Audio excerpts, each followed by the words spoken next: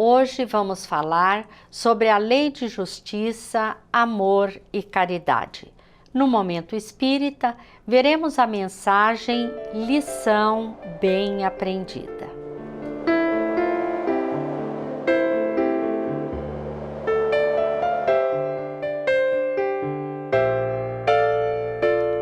Na resposta à pergunta 918 do Livro dos Espíritos, obra básica do Espiritismo, está anotado que o espírito prova a sua elevação quando todos os atos de sua vida corporal representam a prática da lei de Deus e quando, antecipadamente, compreende a vida espiritual.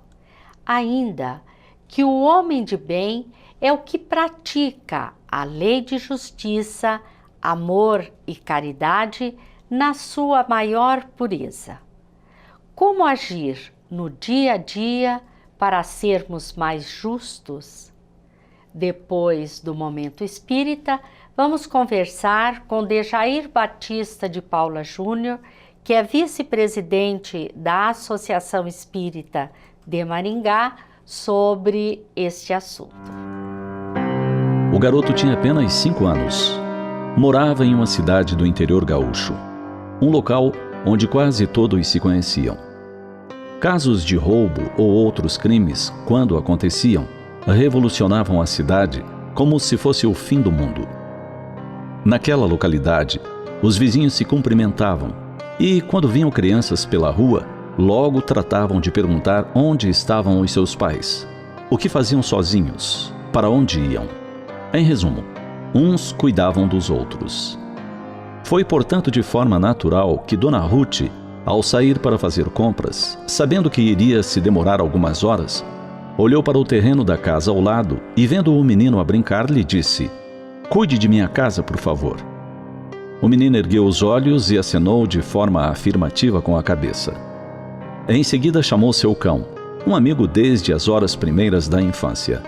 Era seu companheiro de brincadeiras. O cão o seguia aonde quer que fosse.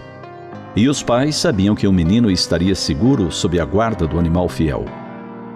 Então o garoto abriu o portão de sua casa, andou até a casa vizinha, ficou na ponta dos pés para conseguir alcançar a maçaneta do portão e entrou. Sentou-se na entrada cimentada de acesso à casa, e o cão se sentou ao lado. E ali ficaram por mais de 3 horas.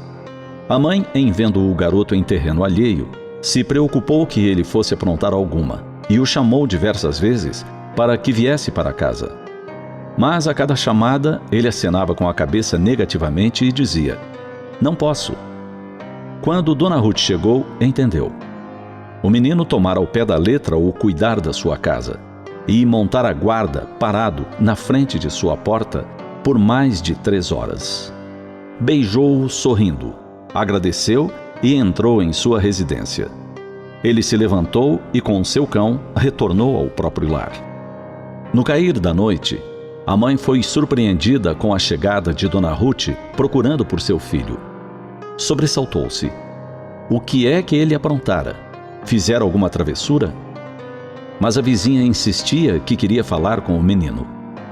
Ele veio, e ante o espanto da mãe, a senhora o abraçou, beijou, agradeceu e lhe entregou um prato com doces que ela preparara. Só então a mãe teve a explicação do que seu filho fizera. Seu filho, a quem ela desde muito cedo ensinara a lição da responsabilidade e do dever. Ele entendera direitinho.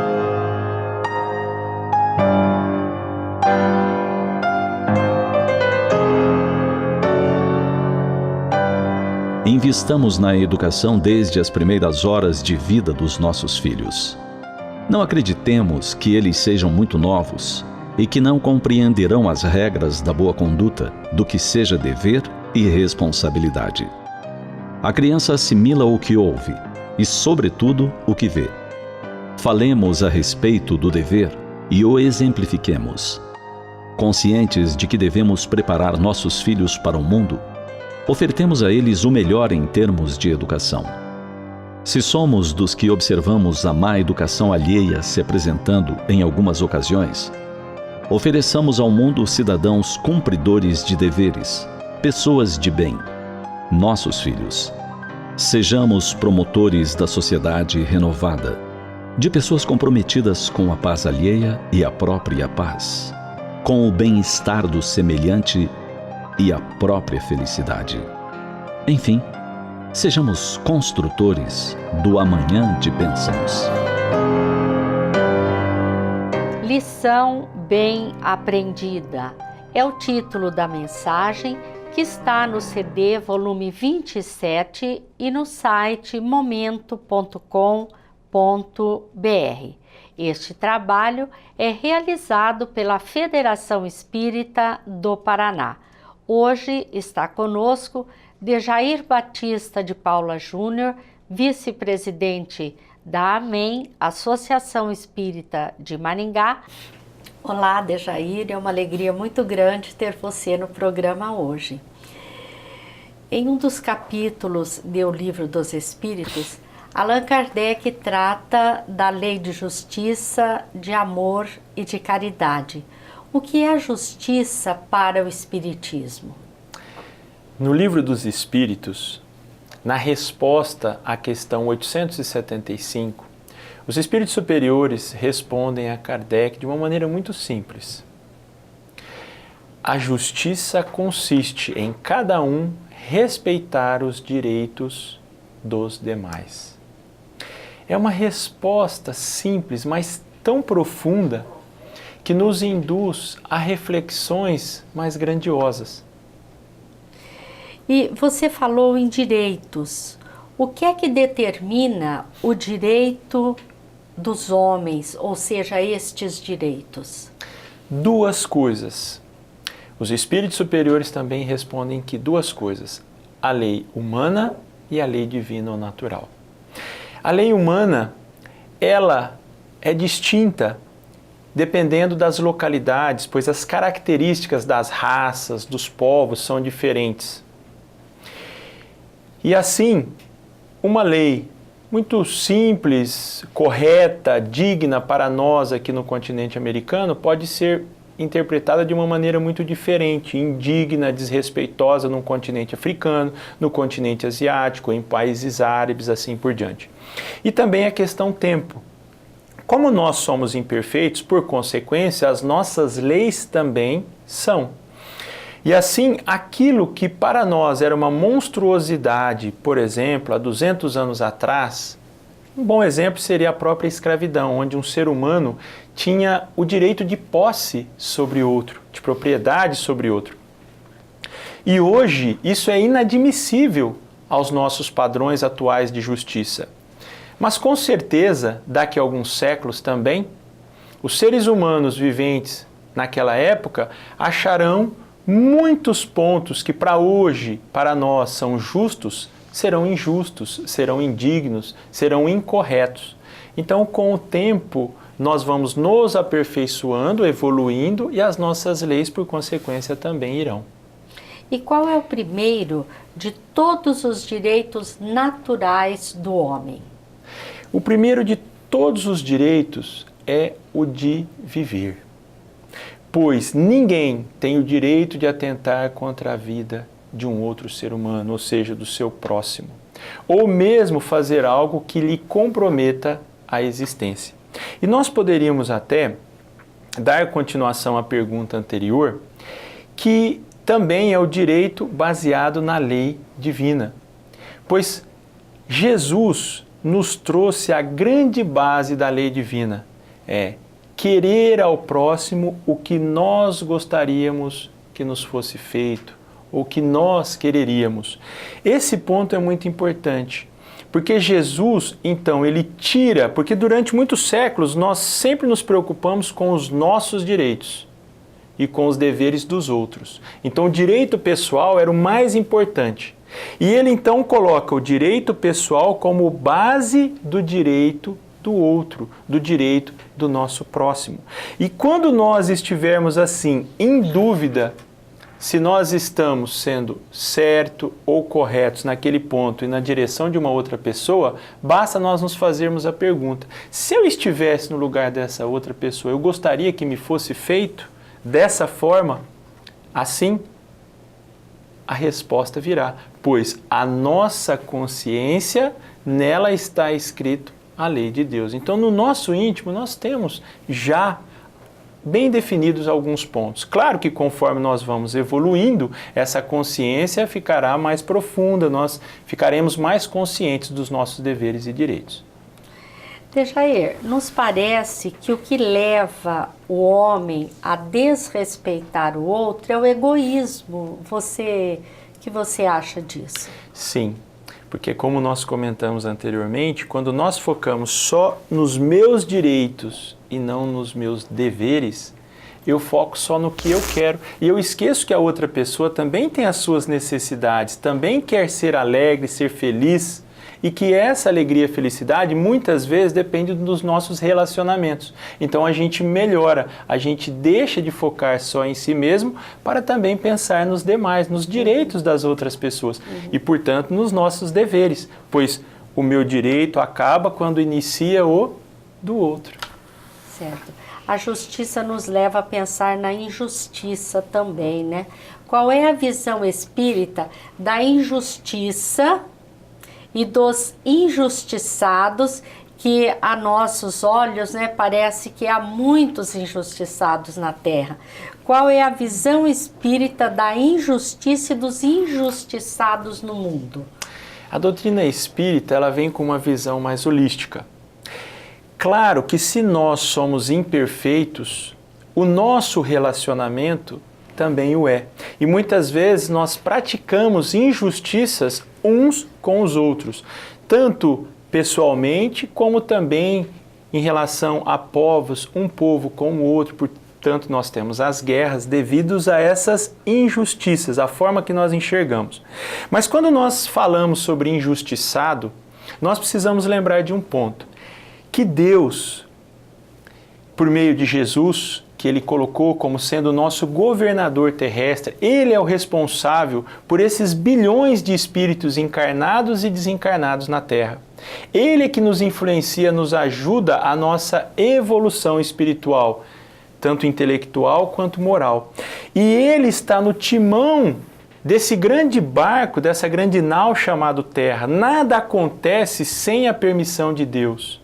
E isso é muito importante que nós nos lembremos. Assim, não existem injustiçados. Tudo que nos ocorre, de alguma forma, é permitido por Deus, pelas leis divinas. Assim, se uma criança, por exemplo, ela nasce com uma deficiência física ou mental, não é uma injustiça. Nós, por meio da lei da reencarnação, a doutrina espírita nos explica que talvez em outro momento ela cometeu erros graves contra a lei divina e agora, para o seu próprio aprendizado como espírito, né, imortal, renasce com algumas dificuldades para fazer os seus aprendizados. Mas nós ainda enxergamos somente aquele momento, aquele ponto e achamos muitas vezes que aquele espírito está sendo injustiçado, porque nós o amamos e queremos todo o bem para ele, mas nós focamos só nesse momento. E nós precisamos nos lembrar que somos espíritos imortais. Que existe a pré-existência, né, da alma. Esse conceito é muito importante nas nossas vidas, né? Ele nos ajuda a compreender melhor a vida. Né? Sim. A não nos revoltarmos em muitas situações da nossa existência, né? Dejair, pronuncia-se muito a palavra amor, né? Vemos que é uma palavra muito utilizada. Qual é o entendimento do Espiritismo sobre o amor? Se me for permitido, eu gostaria de fazer um comentário sobre um ponto que está no Evangelho segundo o Espiritismo, no capítulo 11. Amar ao próximo como a si mesmo. E no item, se não me falha a memória, no item 10. É uma mensagem de Sanson, que foi membro da Sociedade Parisiense de Estudos Espíritas, contemporâneo de Kardec.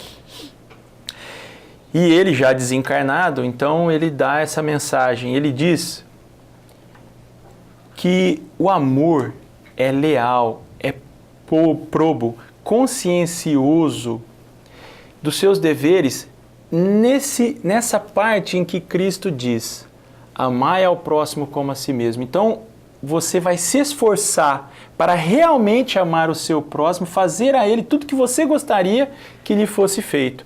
Sendo assim, nós vamos procurar as dores alheias e vamos fazer o nosso melhor, o máximo possível para suavizá-las. Vamos procurar o sofrimento quando nós o encontrarmos, tendo uma palavra de conforto, uma palavra de esperança, pois há tantas pessoas que sofrem, mas não só o sofrimento material, físico, mas também o sofrimento espiritual, moral.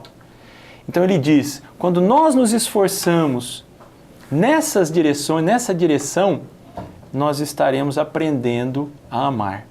E Joana de Ângeles, no seu livro Desperte e Seja Feliz, pela psicografia de Divaldo Pereira Franco, ela, com poucas palavras, ela nos faz refletir profundamente sobre alguns pontos.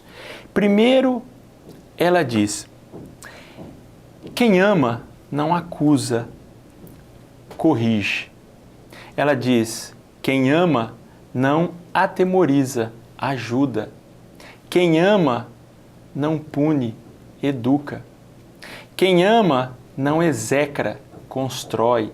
Quem ama não destrói, salva.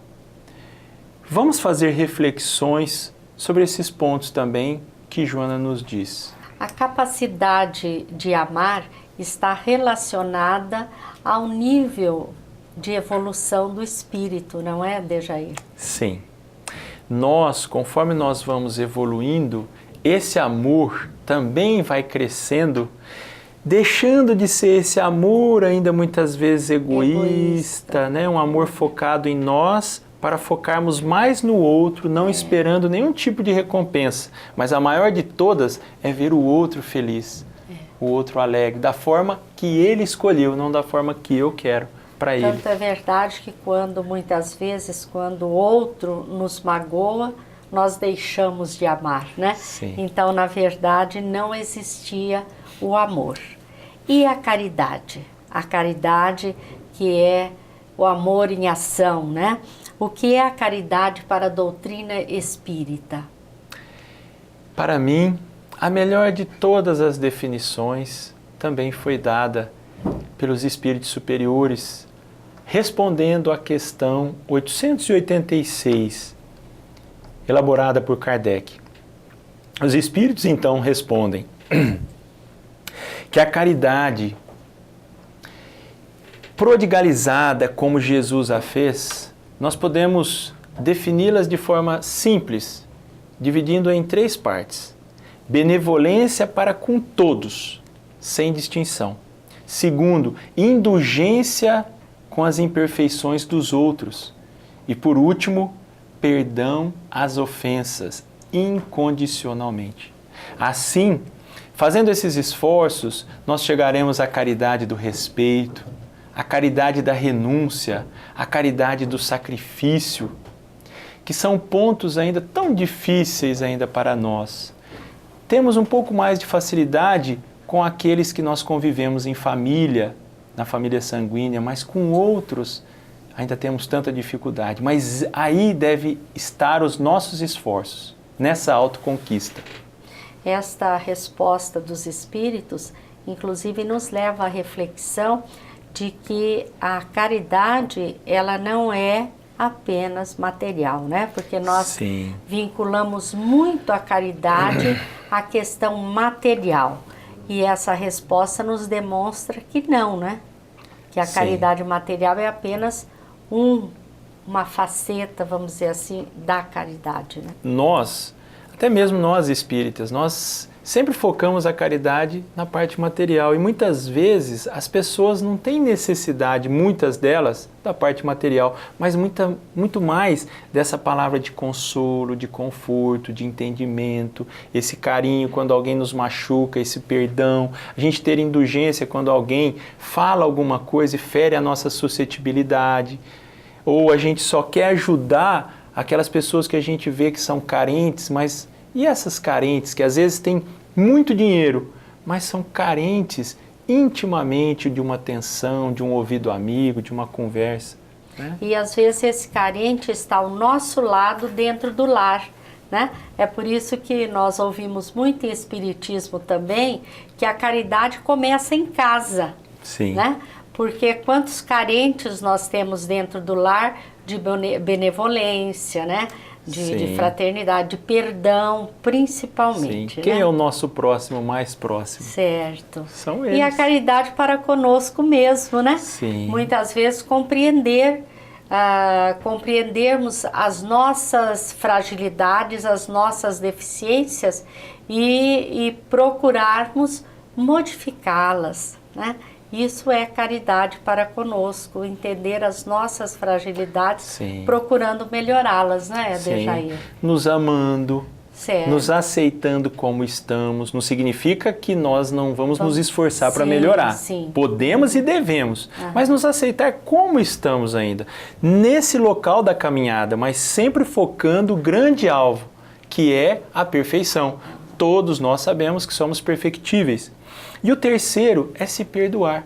Se perdoar, nós precisamos nos perdoar todos os dias, porque ainda estamos imperfeitos.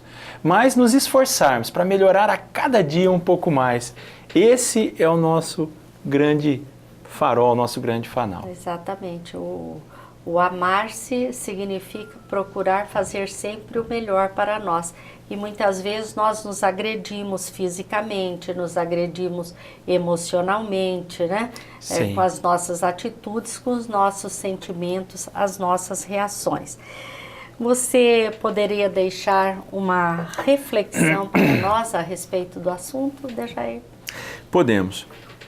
Na questão 879 do Livro dos Espíritos, Kardec pergunta aos espíritos qual o caráter do homem que se esforçasse para praticar a justiça na sua maior pureza. E ele diz então que os espíritos dizem que esse seria o verdadeiro justo, que a exemplo de Jesus, porquanto não poderia ser justo se não amasse ao seu próximo e fosse caridoso. Pois somente amando ao próximo e sendo caridoso nós podemos ser justos. Aí nós começamos a entender que não há como haver justiça sem haver a caridade e o amor ao próximo, pois elas estão interligadas. Eu não consigo, como foi dito aqui anteriormente, eu não consigo sair do meu egoísmo, de mim mesmo, se eu não me esforçar para amar, para compreender, para ajudar, para ser empático àquela outra pessoa. E assim eu vou me esforçar também para ser caridoso, para ser ou benevolente, indulgente com as suas imperfeições ou perdoá-lo quando ele me ofender. Então isso é ser justo verdadeiramente, praticar o amor e a caridade. Jair, nós agradecemos a sua participação, agradecemos a todos vocês que mais uma vez estiveram conosco. Este programa e muitos outros podem ser vistos pelo site www.amemmaringá.com.br. Esperamos estar juntos no próximo programa e muita paz a todos.